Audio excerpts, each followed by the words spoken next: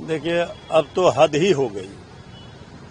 अब इससे शर्मनाक स्थिति, दुर्भाग्यपूर्ण स्थिति कुछ हो ही नहीं सकती लोकतंत्र के लिए। एसआईआर के नाम पर क्या क्या हो रहा है तो देखना चाहिए चुनाव आयोग को, केंद्र सरकार को। निवास प्रमाण पत्र, आवासीय प्रमाण पत्र में कुत्ता बाबू पिता का नाम, डॉग बाबू पिता का नाम कुत्ता बाबू, माँ का नाम कुटिया। ये हो क्या रहा है बिहार में? तो हंसी का पात्र बिहार बन गया। इस सरकार में बैठे लोग, अधिकारी पदाधिकारी किस तरह से काम कर रहे हैं, इससे शर्मनाक स्थिति कभी बिहार में नहीं हुई थी जो आज स्थिति हो गई है। चुनाव आयोग जो हठधर्मिता है, केंद्र सरकार से डरकर केंद्र सरकार के इशारे पर ये सब करवा रही है, ये बिहार कभी स्वीकार नहीं करेगा। एसआईआर को लेकर आज सुप्रीम कोर्ट में सुनवाई भी होनी है। इस बीच देखिए, माननीय सर्वोच्च न्यायालय में एसआईआर को लेकर आज सुनवाई होनी है। हमें उम्मीद है कि न्याय होगा और बिहार के वैसे मतदाताओं को, गरीब हैं, पिछड़े हैं, जनता को वोट देने का अधिकार मिलेगा। वोट देने के अधिकार से वंचित किया जा रहा है जिस तरह से चुनाव आयोग के द्वारा, उस पर माननीय सर्वोच्च न्यायालय कुछ संज्ञान लेने का काम करेंगे। और ये सब जो नमूना आ रहा है, कई वीडियो वायरल हुए, किस तरह से फर्जी तरीके से फॉर्म भराया गया, अब तो हद ही पार हो गई कि अब डॉग बाबू कुत्ता बाबू कुतिया माँ के नाम से ये सब जारी हो रहा है। तो ये हमें पूरा भरोसा और उम्मीद है कि लोकतंत्र की जननी बिहार में लोकतंत्र का गला नहीं घोटा जाएगा। चुनाव आयोग जो कर रही है इस पर संज्ञान माननीय सर्वोच्च न्यायालय जरूर लेगी।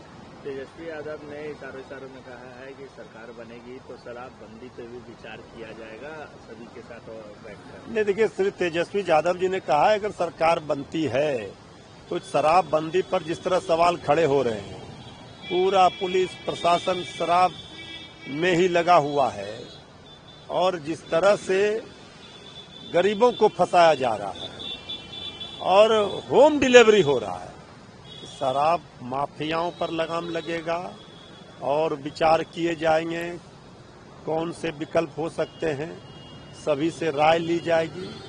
सरकार तो ऐसे ही काम करती है ना, जो सर्वश्रेष्ठ होगा, जो राज्य के हित में होगा, वो तेजस्वी सरकार फैसला लेगी। प्रथम चरण के डाटा को रिलीज किया गया है, शायद तो 1 अगस्त को रिलीज किया जाएगा। ये सब फर्जी है डाटा। कई प्रमाण मिले हैं कि फर्जी तरीके से 60 लाख से ज्यादा लोगों को वोट देने के अधिकार से वंचित कर दिया गया। इसका मतलब है कि हर विधानसभा में 20,000 वोट बिहार में प्रभावित होंगे, नहीं डाल पाएंगे लोग। इसी से पता चलता है कि मंशा क्या है चुनाव आयोग की। ये सब नहीं चल सकता है। माननीय सर्वोच्च न्यायालय में सुनवाई होनी है, आगे की रणनीति पर भी विचार किया जाएगा। तेजस्वी जी ने कहा है कि हम अन्य विकल्पों पर भी विचार करेंगे। जब रेफरी ही किसी टीम के पक्ष में हो जाए तो फिर वो मैच खेलने का मतलब क्या है?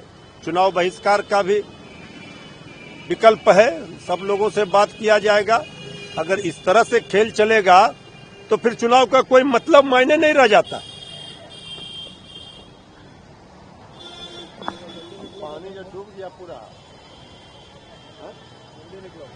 पानी तो डूब गया जलमग्न से। 5 घंटे की बारिश और सीएम आवास, गवर्नर हाउस, बिहार विधानसभा और पूरे जो इलाका है राजेंद्र नगर, जो पॉस एरिया, सभी जलमग्न हो गए। देखिए, ये सरकार बिहार की अगर थोड़ी सी भी लोक लाज शर्म बची है तो जो जलमग्न पटना हुआ है 5 घंटे की बारिश में, उसमें डूब जाना चाहिए। ये सरकार की नैया तो डूबेगी। जिस तरह से लोग परेशान हैं, लोगों के घर डूबे हैं, क्या हालत हो गया पटना का 5 घंटा की बारिश में।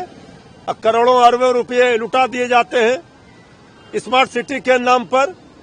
अभी तो सीएजी का 70-71 हजार का घोटाला सामने आया है, हिसाब ही नहीं मिल रहा है। ये सब इसी वर्षा के पानी में डुबा दिए जाते हैं। ये सरकार निकम्मी, नकारा, खटारा सरकार जो तेजस्वी जी बोलते हैं, अगर थोड़ी सी शर्म बची है तो इसी चुल्लू भर पानी में जो जमा है वर्षा का पानी पटना में डूब जाना चाहिए।